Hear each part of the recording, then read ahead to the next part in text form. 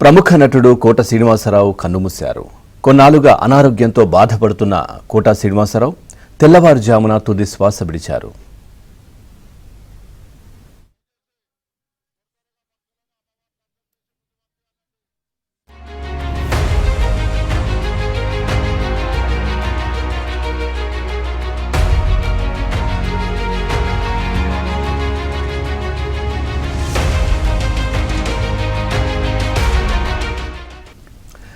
నాలుగు దశాబ్దాల సినీ ప్రయాణంలో ఎన్నో విలక్షణ పాత్రలను కోట శ్రీనివాసరావు పోషించారు.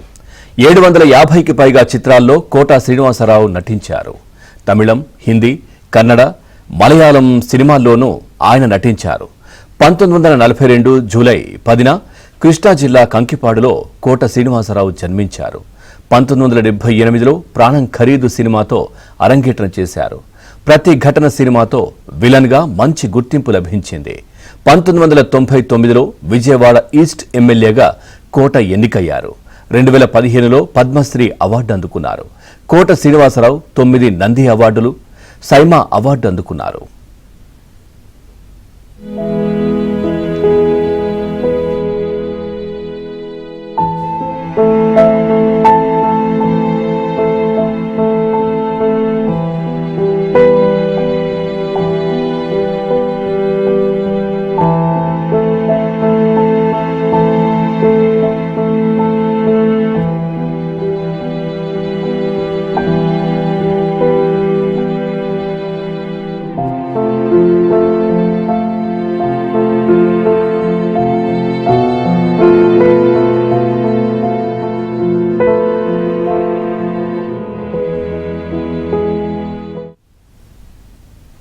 ప్రముఖ నటుడు కోట శ్రీనివాసరావు కన్నుమూశారు. కొన్నాళ్లుగా అనారోగ్యంతో బాధపడుతున్న కోట శ్రీనివాసరావు తెల్లవారుజామున తుది శ్వాస విడిచారు. 4 దశాబ్దాల సినీ ప్రయాణంలో ఎన్నో విలక్షణ పాత్రలను కోట శ్రీనివాసరావు పోషించారు. కోట శ్రీనివాసరావు నివాసం దగ్గర మా ఫిల్మ్ కరెస్పాండెంట్ సృజన్ కూడా లైవ్లో సిద్ధంగా ఉన్నారు. మాట్లాడదాం సృజన్. చాలా మంది అంటే సినీ పరిశ్రమ కూడా ఒక గొప్ప నటుడిని కోల్పోయింది అని చాలా మంది మాట్లాడుకుంటున్నారు. చాలా సినీ పరిశ్రమ కాదు, పూర్తిగా అందరూ కూడా తెలుగు ప్రజలు కావచ్చు, అందరూ కూడా ఒక దిగ్భ్రాంతికి గురవుతున్నటువంటి పరిస్థితి. అంటే కోట శ్రీనివాసరావు నటన కావచ్చు, ఆయన గురించి తెలిసిన వాళ్ళందరూ కూడా ఏం చెప్తారు? ఎస్ పవన్, ఒక విలక్షణమైన నటుడు అనగానే తెలుగు సినీ పరిశ్రమలో టాప్ 5 ప్లేస్లో కోట శ్రీనివాసరావు పేరు కూడా మనం వింటూ ఉంటాం. ఎందుకంటే ఏ పాత్ర ఇచ్చినా సరే దాన్ని పరిపూర్ణంగా నటించగల సత్తా ఆయనకి ఉంది. అంత ప్రతిభ గల నటుడు. అంటే తొలుత ఒక స్టేట్ బ్యాంక్ ఎంప్లాయీగా ఆయన ప్రారంభించి ఆ తర్వాత రంగస్థల నటుడిగా కూడా ఆయన కొనసాగారు 20 ఏళ్ల పాటు. ఆ తరంగంలోనే ఆయనకి సినిమా అవకాశం రావటం, ప్రాణం ఖరీదు అనే సినిమాతో ఆయన సినిమా పరిశ్రమలోకి ఎంట్రీ అవ్వటం జరిగింది. ఆ తొలుత నటుడిగా కూడా అంత సీరియస్గా తీసుకోపోయిన కెరీర్ని అహనా పెళ్ళంట అనే సినిమాతో ఆయన అంటే ఒక ఓవర్ నైట్ స్టార్ నటుడిగా కూడా ఆయన మారిపోయారు. ఆయన నటనకు ఎన్నో ప్రశంసలు లభించాయి. ఆ తర్వాత వరుసగా అవకాశాలు అనేవి ఆయనకి రావటం, వెనుదిరిగి చూసుకోకపోవటం, ఇక అన్ని అంటే చిరంజీవి ఆ నాటి తరం హీరోలు ఎవరైతే ఉన్నారో అగ్ర హీరోల నుంచి నేటి యువనటుల వరకు కూడా అందరితో కూడా కలిసి నటించి ఆయన నటుడిగా కూడా ఎన్నో అవార్డులను, ప్రేక్షకుల ప్రశంసలను కూడా అందుకున్న నటుడు. ఆయన ఒక లెజెండరీ నటుడిగా కూడా ఆయన తెలుగు పరిశ్రమలో ఒక ప్రత్యేకమైన గుర్తింపు ఆయన సంపాదించుకోవడం జరిగింది. అయితే అంటే ఏ రకమైన పాత్ర, తొలుత విలన్ పాత్ర, అలాగే కామెడియనా లేదా క్యారెక్టర్ ఆర్టిస్టా, ఏదైనా సరే అటు భయపెట్టగలరు, ఇటు నవ్వించగలరు, హృదయాన్ని కరిగించగలరు. సో ఏదైనా సరే ఆయన 100కి 200% తన పాత్రకు న్యాయం చేయడంలో కోట కంప్లీట్గా సక్సెస్ అయ్యారని చెప్పుకోవచ్చు. అయితే క్రమంలో సినిమాల్లో నటించే క్రమంలో కూడా ఆ తర్వాత ఆయన రాజకీయ రంగంలో కూడా అడుగు పెడతాం, రాజకీయాల్లో కూడా ఎమ్మెల్యేగా కూడా ఆయన ఒక 5 ఏళ్ల పాటు ఆయన కొనసాగడం జరిగింది. ఆ తర్వాత కొడుకును కూడా, కుమారుణ్ణి కూడా ఆయన నటుడు చేయాలని చెప్పేసి ఎంతో ఆశించారు. సో దానికి సంబంధించి ఎంతోమంది దర్శక నిర్మాతలు ఆయన కొడుకుని నటుడిగా ప్రమోట్ చేయాలని చెప్పేసి కోరిన క్రమంలో కుమారుడు కెరీర్ ప్రారంభంలోనే ఆయన కన్నుమూయడం చాలా కొంగ తీసిందని చెప్పుకోవచ్చు. ఆ తర్వాత నుంచి కూడా క్రమంగా ఆయన సినిమాలు తగ్గిస్తూ వచ్చారు. దీనికి తోడు అనారోగ్య సమస్యలు అనేవి ఇబ్బంది పెట్టడం కోటను కంప్లీట్గా ఒక సెలెక్టెడ్గా కూడా ఆయన గత దశాబ్ద కాలంలో సినిమాలను కంప్లీట్గా తగ్గించుకుంటూ వచ్చారు. అయితే అనారోగ్య సమస్యలు అనేవి తీవ్రతరం అవటం, ఆయనకి డయాబెటీస్ వ్యాధి తీవ్రతరం అవటం, దానికి సంబంధించి చికిత్స ఆయన కొనసాగుతూ వస్తున్నారు.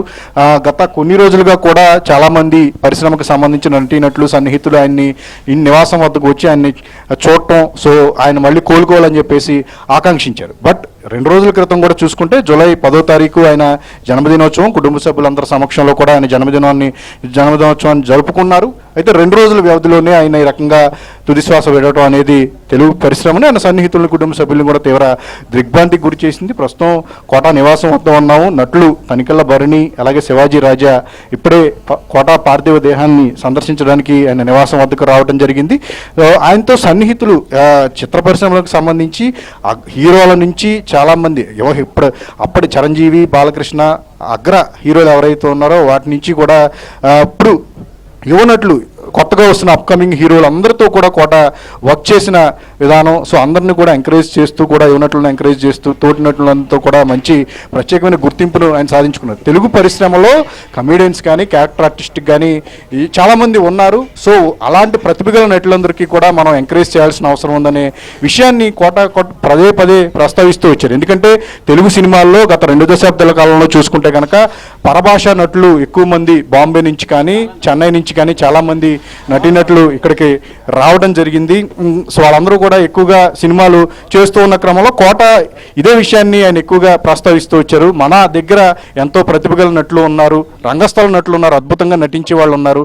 అలాంటి క్రమంలో భాష తెలియని పరభాషా నటుల్ని చేయొచ్చు, కానీ కొంచెం తెలుగు నటులకు ప్రాముఖ్యత ఇవ్వాలి అనే విషయాన్ని కూడా కోట ఎప్పుడు ప్రస్తావించి వచ్చేవారు.